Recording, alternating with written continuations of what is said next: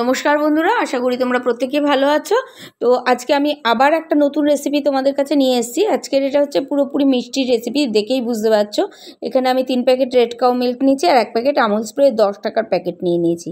আচ্ছা, 3 প্যাকেটের মধ্যে 2 প্যাকেট দুধ আমি কেটে বসিয়ে দিয়েছি জাল দিতে, ওটা দিয়ে ছানা কাটবো বলে। আমার বাড়িতে লেবু আর ভিনিগার না থাকার দরুন আমি এই ছানা কাটার পাউডারটা দিয়ে ছানাটা কেটে নিয়েছি। তোমরা যে যেভাবে পারো ছানাটা কেটে নেবে।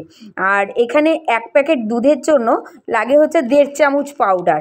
তো আমি যেহেতু 2 প্যাকেট দুধ দিয়েছি সেই জন্য এইখানটা আমাকে 3 চামচ পাউডার দিতে হবে।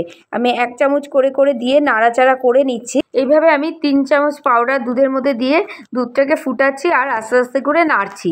এরকম করতে করতেই আস্তে আস্তে দুধ থেকে ছানা কেটে বেরিয়ে আসবে। দেখো, দুধ থেকে ছানা হয়ে গেছে। এবার আমি গ্যাসটা বন্ধ করে দেবো, দিয়ে ছানাটাকে একটা কাপড়ের টুকরোর মধ্যে, পরিষ্কার কাপড়ের টুকরোর মধ্যে ছেঁকে ভালো করে জল দিয়ে ধুয়ে নিয়ে ছানাটাকে আমি একটা পাত্রের ওপর রেখে দিয়েছি, যাতে যতটা জল আছে বাকি জলটা যাতে ঝরে যায়। দেখতেই পাচ্ছ ছানার জল পুরোপুরি ঝরে গেছে। আর ওই কাপড়ের টুকরোর থেকে ছানাটাকে এবার আমি বার করে নেব, নিয়ে ভালো করে মেখে নিতে হবে যাতে ছানার একটুও দানা না থাকে।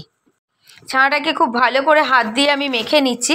এবার দেখবে ছানাটাকে মাখতে মাখতে ছানার থেকে তেল ছাড়তে শুরু করবে, হাতটা তেল তেলে হয়ে যাবে আর ছানাগুলো একসঙ্গে এক জায়গায় দলা হয়ে যাবে আর একদম মোলায়েম হয়ে যাবে।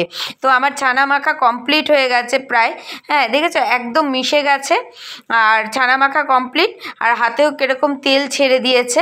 এরপরে ছানাগুলোকে নিয়ে ছোট ছোট বলের আকারে গোলাকৃতি করে নেব। কেউ এরকম করতে পারে, যে যার মতন ইচ্ছা মতন আকার দিতে পারো। তো আমি এখানে ছোট ছোট বলের মতনই করে নিয়েছি। অ্যাকচুয়ালি রসমালাইতে ছোট ছোট রসগোল্লার মতনই হয় দেখতে, বলের আকারেই ছোট ছোট করেছি।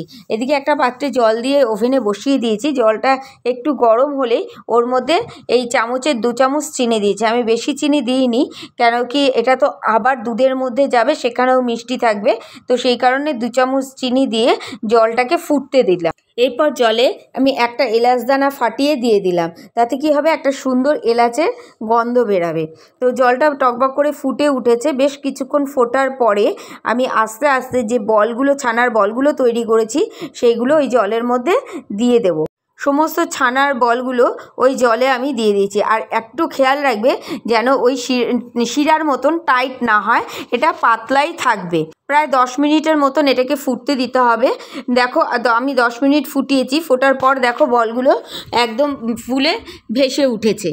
যখন দেখবে ছানার বলগুলো এরকম ফুলে ভেসে উঠেছে তখনই বুঝবে যে রসমালাইয়ের জন্য তোমার ছানার বল একদমই রেডি।